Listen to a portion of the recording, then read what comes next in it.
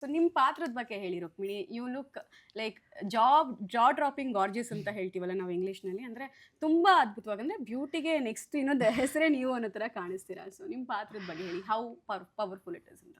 ಅಲ್ಲ, ಆ ರೆಪ್ರೆಸೆಂಟೇಷನ್ಗೆ ಪ್ರಗತಿ ಅವ್ರಿಗೆ ತುಂಬ ಥ್ಯಾಂಕ್ಸ್ ಹೇಳಬೇಕು. ಬಿಕಾಸ್ ಅವ್ರು ತುಂಬ ರಿಸರ್ಚ್ ಮಾಡಿಬಿಟ್ಟು ಅಂದರೆ ಇದು ಟೆಂಪಲ್ಸಲ್ಲಿ ಕಾರ್ವಿಂಗ್ಸ್ ಎಲ್ಲ ನೋಡಿಕೊಂಡು, ಬಿಕಾಸ್ ಅಂದರೆ ಈ 4th 5th ಸೆಂಚುರಿಯಲ್ಲಿ ಸೆಟ್ ಆಗಿರೋದ್ರಿಂದ ಜಾಸ್ತಿ ರೆಫರೆನ್ಸಸ್ ಇರಲಿಲ್ಲ. ಸೊ ಅದನ್ನೆಲ್ಲ ನೋಡಿಕೊಂಡು ಅದರಿಂದ ರಿಸರ್ಚ್ ಮಾಡಿ ನಮ್ಮ ಈ ಪ್ರಪಂಚಕ್ಕೆ ಏನು ಚೆನ್ನಾಗಿರ್ಬೋದು ಅಂತ ಸಿಕ್ಕಾಪಟ್ಟೆ ರಿಸರ್ಚ್ ಮಾಡಿದರು. ಸೊ ಆ ಬ್ಯೂಟಿ ಅವರೇ ಸೃಷ್ಟಿ ಮಾಡಿರೋದು. ಪಾತ್ರದ ಬಗ್ಗೆ ಜಾಸ್ತಿ ಏನು ಹೇಳೋಕ್ಕೆ ಹೋಗಲ್ಲ ನಾನು.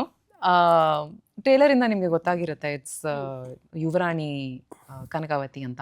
ಆ್ಯಂಡ್ ತುಂಬ ಒಂದು ಕಾಂಪ್ಲೆಕ್ಸ್ ಡೆಪ್ತ್ ಇರೋವಂಥ ಕ್ಯಾರೆಕ್ಟರು. ಸೊ ಅದು ಸಿಕ್ಕಾಪಟ್ಟೆ ಮಜಾ ಇತ್ತು. ಆ್ಯಂಡ್ ಆಲ್ಸೋ ನನಗೆ ಏನಂದರೆ ಪ್ರತಿಯೊಂದು ರೋಲ್ಗೆ ಬೇರೆ ಬೇರೆ ಥರ ಸ್ಕಿಲ್ಸ್ ಅಕ್ವೈರ್ ಮಾಡೋಕ್ಕೆ ಒಂದು ಅವಕಾಶ ಸಿಗುತ್ತೆ. ಬಾನದಾರಿಯಲ್ಲಿ ಫಾರ್ ಎಕ್ಸಾಂಪಲ್ ಸರ್ಫಿಂಗ್ದೆಲ್ಲ ಇತ್ತು. ಸೊ ಈ ಸಿನಿಮಾಗೋಸ್ಕರ ಸಿಕ್ಕಾಪಟ್ಟೆ ಸ್ಕಿಲ್ಸ್ ಇತ್ತು. ಹಾರ್ಸ್ ರೈಡಿಂಗ್ ಇತ್ತು, ಇದು ಸೋಲ್ಡ್ ಫೈಟಿಂಗು ಇತ್ತು. ಟ್ರೇಲರಲ್ಲಿ ಒಂದು ಚಿಕ್ಕ ಝಲಕ್ ಇದೆ. ಆ ಥರ ಸಾಕಷ್ಟು. ಮುಂಚೆಯಿಂದ ಪ್ರಾಕ್ಟೀಸ್ ಮಾಡಿದ್ರು, ಆಲ್ರೆಡಿ ರೆಡಿ ಇದ್ರಾ ಅಥವಾ ಇಲ್ಲ ಎಲ್ಲಿ ರೆಡಿ ಇರ್ತೀನಿ. ಇಟ್ಸ್ ಸಚ್ ಅಮೇಜಿಂಗ್ ಸ್ಕಿಲ್ಸ್ ಅಲ್ಲ. ಆಕ್ಟ್ರೆಸ್ ಆಗಬೇಕು ಅಲ್ಲ, ಚೂರು ಮಾಡಿದ್ದೆ.